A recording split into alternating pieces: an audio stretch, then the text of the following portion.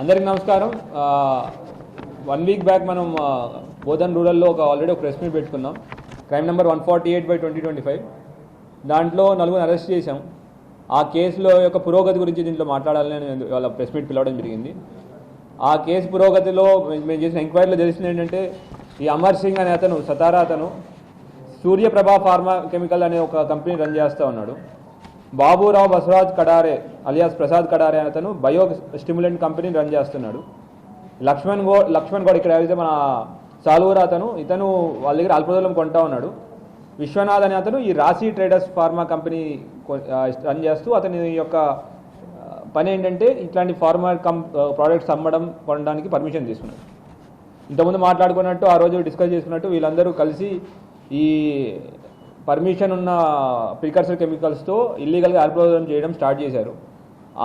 First మనకు 2.5 కిలోల అల్పదూలం దొరికింది మనకి సాలూరాలో.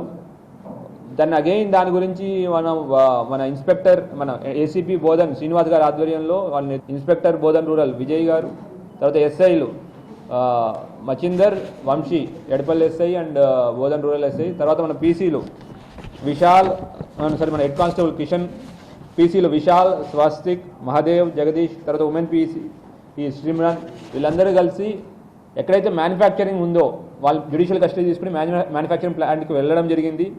అక్కడికి వెళ్ళి ఒక 30 కేజీల అల్ప్రోజోలం దాని యొక్క వర్త్ 3 కోట్ల దాకా ఉంటుంది సుమారు దాని విలువ. అంత విలువ గల అల్ప్రోజోలంని వాళ్ళు సీజ్ చేయడం జరిగింది. అది ఉమేగ్రా టు షోలాపూర్ నేషనల్ హైవే మధ్యలో ఒక ప్లాంట్లో వాళ్ళు దాచిపెట్టడం జరిగింది. అట్లానే ఒక 12 లక్షల క్యాష్ కూడా సీజ్ చేశారు.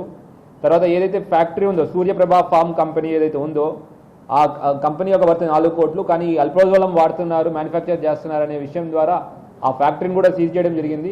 ఆ 4 కోట్ల ఫ్యాక్టరీని కూడా సీజ్ చేశాం. తర్వాత ఫోర్డ్ కార్ A2 ఏదైతే ఈ డబ్బులతో కొన్నాడు అని డిక్లేర్ చేశాడో ఆ కార్ని కూడా సీజ్ చేయడం జరిగింది. సో ఈ ఒక మన ఇన్వెస్టిగేషన్ జస్ట్ వాళ్ళని అరెస్ట్ చేసి వదిలేయకుండా వాళ్ళ ఎట్లా మ్యానుఫ్యాక్చర్ చేస్తున్నారు, ఏ ప్రాసెస్లో మ్యానుఫ్యాక్చర్ చేస్తున్నారు అనే దానిలో కూడా వెళ్ళడం జరిగింది. వాడు పారాక్లోరో నైట్రోబెంజిన్ అనే ఒక నార్మల్ అగ్రికల్చరల్ ప్రోడక్ట్ ఏదైతే ఉందో, ఏదైతే మన కెమికల్స్ మన ఫర్టిలైజర్స్ వాడతారో దాని నుంచి ఈ డిఫరెంట్ ప్రాసెస్ ద్వారా 4-5 స్టెప్స్లో అల్ప్రోజోలం అనే ఒక నిషేధిత NDPS ప్రోడక్ట్ని మ్యానుఫ్యాక్చర్ చేసి ఇక్కడ పేదవాళ్ళకి కళ్ళులో కలిపించి వాళ్ళని ఇట్లాగా ఈ మత్తు పదార్థాలకి బానిసలు చేస్తున్నారు. సో ఇటువంటి వారిని ఎట్టి పరిస్థితుల్లో మనం ఉపేక్షించేది ఉండదు. మన డ్రగ్ ఫ్రీ తెలంగాణ కోసం మన గవర్నమెంట్ చాలా కష్టపడుతూ ఉంది. పోలీసులు, టీనాబ్, డిఫరెంట్ వింగ్స్ చాలా కష్టపడుతున్నాయి. అండ్ ఒక ఇన్ఫర్మేషన్ని సోర్స్ టు కన్జ్యూమర్ అనేది ఎండ్ టు ఎండ్ యొక్క బేసిస్లో ఇన్వెస్టిగేషన్ చేస్తున్నాం. పట్టుకొని వదిలేయకుండా, వాళ్ళు మనకి అల్ప్రోజోలం దొరికిందని వదిలేయకుండా మన టీజీ నాబ్ యొక్క టెక్నికల్ ఇన్పుట్, వాళ్ళ యొక్క కంటిన్యూస్ గైడెన్స్తో మనం ఎక్కడైతే మ్యానుఫ్యాక్చర్ చేస్తున్నారో, ఎవరు చేస్తున్నారో, ఎలా చేస్తున్నారో అనే పద్ధతుల దాకా అక్కడికి వెళ్ళి ఆ కంపెనీలు సీజ్ చేయడం కూడా జరుగుతూ ఉంది. సో మన ప్రజలందరికీ మన మీడియా మిత్రుల ద్వారా ఒక విజ్ఞప్తి, మీ ఏరియాలో ఎక్కడైనా గాంజా కానీ ఎటువంటి డ్రగ్స్ కానీ అమ్ముతున్న ఇన్ఫర్మేషన్ కానీ లేదంటే కన్జ్యూమ్ చేస్తున్నట్టు ఇన్ఫర్మేషన్ ఉన్నా మాకు ఇన్ఫర్మేషన్ పాస్ ఆన్ చేయాల్సి కోరుకుంటున్నాం. అట్లానే ఈ కన్జ్యూమర్స్కి గురిగా మా యొక్క ఎయిమ్ వాళ్ళని హరాస్ చేయడం కాదు. దాని గురించి మేము డిస్ట్రిక్ట్ జడ్జి గారితో కూడా మాట్లాడడం జరిగింది. వాళ్ళు కూడా దీనికి సానుకూలంగా స్పందించారు. విక్టిమ్స్ ఎవరైతే ఉన్నారో, ఇట్లా కన్జ్యూమర్స్ ఉన్నారో వాళ్ళకి అడిక్షన్ సెంటర్ ఇస్తే వాళ్ళకి ఎటువంటి శిక్ష ఉండకుండా మేడం 64A NDPS యాక్ట్లో ఒక వెసులుబాటు ఉంది అని మేడం గారు కూడా చెప్పి దాని గురించి డిస్కషన్ కూడా చేయడం జరిగింది.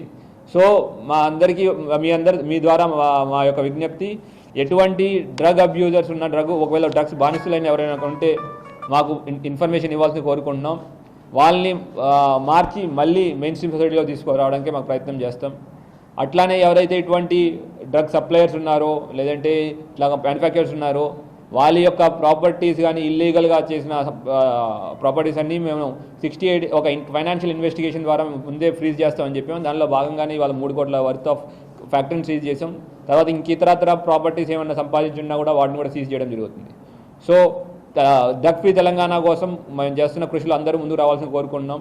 ఈ అంత మొత్తం ఆపరేషన్ని సక్సెస్ఫుల్గా సూపర్వైజ్ చేస్తూ నా ఏసీపీ బోధన్ గారికి, ఆన్ ఫీల్డ్ దగ్గర నుండి నడిపించిన సిఐ బోధన్ రూరల్ గారికి, అట్లానే ఎస్ఐలు Bodhan rural and SI Edapalli మిగతా స్టాఫ్ అందరికీ మేము అభినందనిస్తున్నాం. Thank you. జై హింద్. అది ఇంకా నడుస్తూ ఉంది. There is a long list.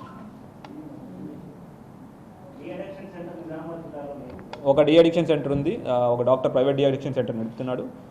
DD అట్లానే డీ అడిక్షన్ సెంటర్ మన జీజీ గవర్నమెంట్ జనరల్ హాస్పిటల్లో ఒక 15 బెడెడ్ డీ అడిక్షన్ సెంటర్ కూడా ఉంది. అట్లానే మన డిస్ట్రిక్ట్ వెల్ఫేర్ ఆఫీసర్తో మాట్లాడడం జరిగింది. We need to have one dedicated district D addiction centre, DDAC and regional D addiction centre.